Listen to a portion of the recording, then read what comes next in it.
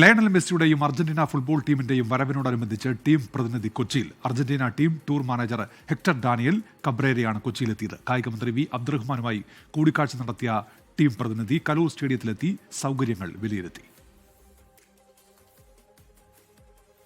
ഉച്ചയോടെയാണ് Argentina team പ്രതിനിധി Hector Daniel കൊച്ചിയിലെത്തിയത്. കായികമന്ത്രി വി അബ്ദുറഹ്മാനുമായി ഹെക്ടർ ഡാനിയൽ കാബ്ര കൂടിക്കാഴ്ച നടത്തി. അർജന്റീന ടീമിന്റെ താമസം, ഭക്ഷണം, സുരക്ഷ ഉൾപ്പെടെയുള്ള കാര്യങ്ങൾ ചർച്ച ചെയ്തു. മത്സരം നടക്കുന്ന കലൂർ രാജ്യാന്തര സ്റ്റേഡിയം സന്ദർശിച്ച് സുരക്ഷാ പരിശോധനകൾ വിലയിരുത്തി. സ്റ്റേഡിയം മത്സരത്തിന് അനുയോജ്യമെന്ന് മന്ത്രി.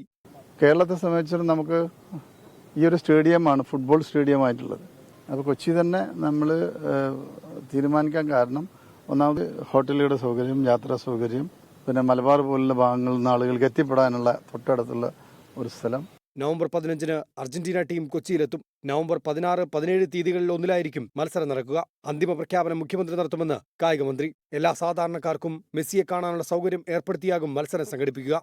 കേരളത്തിന്റെ ഈ മെസ്സി പ്രേമികൾക്ക് അവരെ നേരിട്ട് കാണാൻ, അവരെ കളി കാണാനുള്ള നല്ലൊരു സന്ദർഭം ഉണ്ടാക്കുകയാണ്. ഫുട്ബോൾ സമ്പ്രദായത്തെ, ആ സംസ്കാരത്തെ ഉയർത്താൻ വേണ്ടി കേരളത്തിലെ ജനങ്ങളോട് തന്നെ, ഫുട്ബോൾ പ്രേമികളോട് തന്നെ ഞാനും ഗോകുലും ഗോപാലനും ഗോകുലും ഗ്രൂപ്പും ഉണ്ടാകും.